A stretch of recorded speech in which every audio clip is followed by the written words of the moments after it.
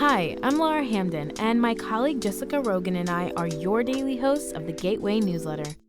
We meet with the editors in the STLPR newsroom every weekday to bring you the top local stories of the day in a quick and easy 6-minute read by 6 a.m. In an age of overwhelm, it's a refreshing, thoughtful take on the news day, if we do say so ourselves. Fine-tune your daily news habit with the Gateway newsletter. Subscribe at stlpr.org/gateway.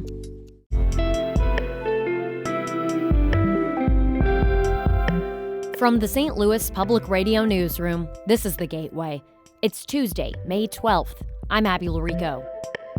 The EF3 tornado that hit North St. Louis last May highlighted the decades of disinvestment in the community. I worry about the neighborhood. I have no doubt that we're going to come back. It's going to be here for a very, very long time.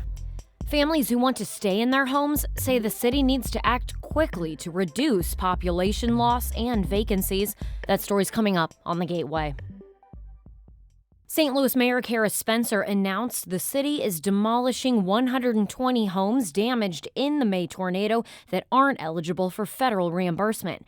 St. Louis Public Radio's Kate Grumke reports the city will spend $10 million in state funding. The majority of the properties were vacant and condemned before the May 2025 tornado, so they're not eligible for reimbursement from the Federal Emergency Management Agency. STLPR has learned the city knew in June that FEMA typically doesn't pay to demolish previously condemned homes. But Spencer said Friday that experts told her FEMA might make an exception because the disaster was so large. It is my firm belief to this day still that we should have received that and that in other iterations of FEMA, we would have received those funds. The mayor's team says 36 of these demolitions are actively underway or have been completed. I'm Kate Grumke, St. Louis Public Radio. The state-appointed board that oversees the St. Louis Metropolitan Police Department says the city of St. Louis needs to spend another $68 million on the department in the current fiscal year. The police commissioners filed a lawsuit yesterday saying the city must include RAM settlement and reserve funds when calculating general revenue. The city is required to spend at least 22% of its general revenue on police in the 2026 calendar year. The $68 million is the difference between what the city provided in the budget that ends June 30th and the newly calculated minimum funding allocation. Any ruling will impact the fiscal year 2027 budget that aldermen are currently debating. The suit is the latest in the legal fight over state control of the SLMPD. The head of the St. Louis Water Division says his department will not bring in enough money next fiscal year to cover its operating costs. Director of Public Utilities Neeraj Patel told the city's budget committee yesterday that expenses are expected to be about $3 million higher than revenue. Patel told the committee that its contingency fund is at zero. That means there's not enough money in this year's budget to fully cover expenses like treatment chemicals or the electric bill. Patel says the department will likely fill some of the gap using salaries budgeted for vacant positions. Even if we freeze hiring to pay for the treatment chemicals, to pay for the electrical, and to pay for the emergencies, those three historically have required a transfer from our contingent fund, and that's just not there right now. A study done last year says the department needs a series of rate increases over the next 6 years to stay solvent. If aldermen adopt all of them, customers would pay about $29 more per month by 2032. 2 tornado-damaged St. Louis Public Library locations will reopen next week. As St. Louis Public Radio's Katie Gravich reports, the library will offer new resources to North City a year after the May 16th tornado. The Julia Davis and Cabanee locations received repairs after the tornado last year to treat fallen ceilings and water damage. Now, Julia Davis Library will rent electric and hand tools to help residents rebuild after the storm.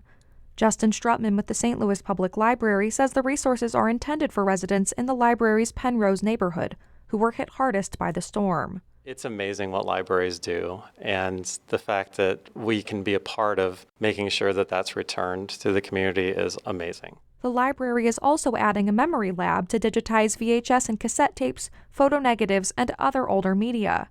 Both tornado-damaged locations will resume normal operating hours on May 18th. I'm Katie Gravich, St. Louis Public Radio. 2 North St. Louis County library branches will begin offering help to survivors of intimate partner violence. St. Louis Survivors Legal Support will provide free assistance starting next week for residents seeking to file protective orders against their abusive partners. The group will be available to assist survivors of intimate partner violence from 9 a.m. to noon on Mondays at the Lewis and Clark Library branch and Tuesdays at the Natural Bridge location. Survivors Legal Support says the goal is to reduce the length and severity of the abuse. The group points to court data showing 2/3 of the county's protective orders come from North County residents. Providing legal assistance at the libraries will allow survivors to file petitions sooner without potentially having to take several bus rides to the county courthouse in Clayton. About 200 members of St. Louis's Bosnian community turned out last night to support the national soccer team of Bosnia and Herzegovina. As St. Louis Public Radio's Jeremy Goodwin reports, the team's upcoming World Cup appearance is shaping up to be a major event for one of the largest Bosnian communities outside of Europe. Bosnia and Herzegovina surprised the soccer world by qualifying for this year's FIFA Men's World Cup. The win transcended sports for many St. Louisans who came to the city as refugees from the Bosnian War in the 1990s. Mercida Planic immigrated here as a child. Honestly, it means so much. It means that we finally recovered after the war. That's really what our community feels right now. In a bonus for St. Louis Bosnians, the team will train here for 6 days and play Panama in an exhibition match at Energizer Park on June 6th. Its World Cup matches are further away, though, in Toronto, Seattle, and outside Los Angeles. I'm Jeremy Goodwin, St. Louis Public Radio.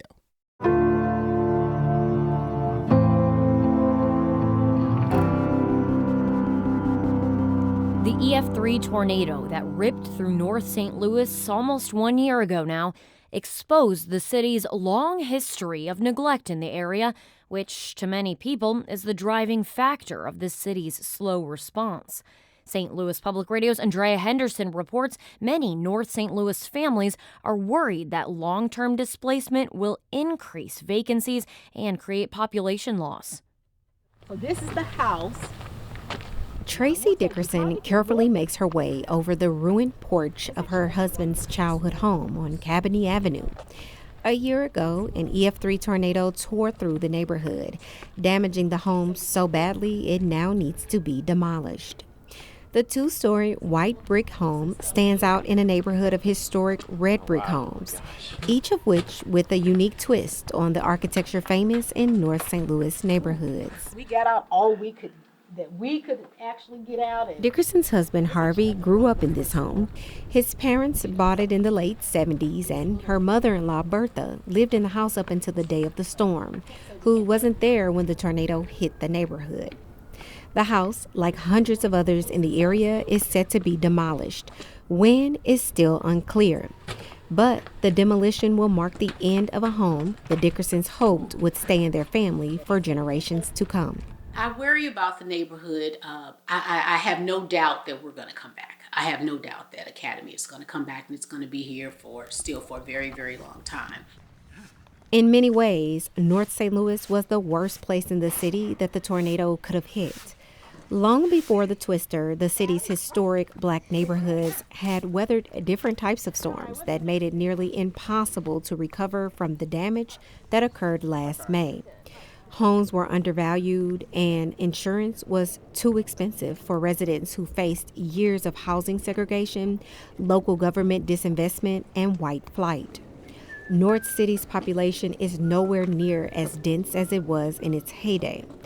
Since the tornado touched down, vacancies have accelerated and residents continue to fear their neighborhoods may not recover, and that help is never coming. According to St. Louis officials, there are more than 7,500 damaged properties from the storm, and of that damage, they found about 1,400 vacant homes. Ness Sandoval is a demographer and St. Louis University professor. He says vacancies accelerate population loss and can decimate neglected communities of color. After the tornado, I suggested you're probably going to lose more people because of the aftershock of the city failing to respond. Sandoval says to ensure the city would retain its population, demolitions should have been done last fall. He warns city officials need to pick up the pace to help curb prolonged displacement because he says Black population loss is not only a city issue, it's becoming a statewide problem. St. Louis had a well-established Black population in the early 1900s. Many laid down roots in the Ville neighborhood during the first wave of the Great Migration. The neighborhood was a thriving area filled with churches, schools, businesses, and entertainment. In 1910, there were about 44,000 African Americans in St. Louis. And by 1940, there were more than 100,000 Black people in the city, mainly in North City. The population continued to grow for several decades. Colin Gordon is a history professor at the University of Iowa. He says white developers and realtors saw the influx in Black families as a problem and began placing racial restrictive covenants on properties outside the Ville. What the realtors were trying to do was basically create a boundary around that neighborhood with these restrictions so that all of the new migrants had to sort of cram into just the neighborhood of the Ville, and they couldn't sort of spread the boundaries. However, this didn't stop Black families from moving into the Ville during the mid-1900s. And this pushed many white families who didn't want to live by Black families to St. Louis County for new subdivisions and municipalities. And when the Supreme Court outlawed racially restrictive housing covenants in 1948, white families dramatically moved out of the area. Gordon says white flight left an indelible mark on North St. Louis. While African Americans could increase their home ownership, they didn't get the returns on home ownership that white families were getting, like the passing wealth on to the next generation and having a property that increases in value. And the decades of neglect leads North St. Louis to where it is today. About 3 miles away from Tracy Dickerson's house in Academy Sherman Park sits Jackie Dupree's family home in the Penrose neighborhood. From the outside, it looks abandoned because the windows are boarded up and a tarp is on the roof. Hello. Hi. Is it cold enough for you? Dupree moved into her spacious 3-bedroom house off the 4400 block of San Francisco Avenue in August 1965 with her family. She was just 3 years old. The 64-year-old says the people on her street have always been tight-knit. Many have been living there as long as she has, and Dupree knows them all. Let me see. Lady across the street was the original member. Pam. Let me see. Joanne. Debbie. Who else? However, some of the original 4400 San Francisco block members are either displaced from the tornado or knee-deep into home repairs. This house got messed up. Next door got messed up. Every house across the street, the back of their house got messed up. Some families in the area had homeowners insurance, so repairs are underway. However, Dupree did not. Her legacy home was passed down to her in 2018 after her mom died. She had insurance but let it lapse in March because the monthly payments of about $560 became unaffordable. Dupree did receive some money for emergency items right after the storm. Just recently, she was awarded home repair help from a local nonprofit, but she's been waiting a year now to get the bulk of the work done. She says her life is at a standstill and is left with a lot of unanswered questions. Why are, some places getting more help than others? Some people's houses still haven't even been touched to, be repaired. Imagine folks still trying to live in their house or trying to get back to their house. And insurance will only pay for so much for so long. Though Dupree's home and others on the street are starting to get repaired, her greatest fear is coming home to a street marred by vacancies, like many other blocks across North St. Louis. I'm Andrea Henderson, St. Louis Public Radio. That story was co-reported with STLPR's Kayvon Mansouri and edited by Jessica Rogan and Jonathan Aul.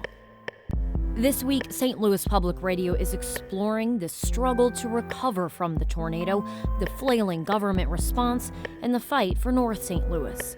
You can find our coverage, including a look at how these stories were reported, at stlpr.org/torn.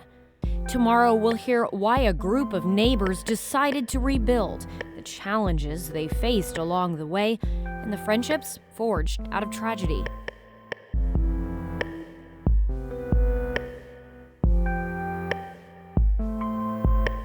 The Gateway is a production of St. Louis Public Radio, a listener-supported service of the University of Missouri-St. Louis. Music by Ryan McNeely of Adult Fur. I'm Abby Larico, and from the St. Louis Public Radio newsroom, thanks for listening to The Gateway.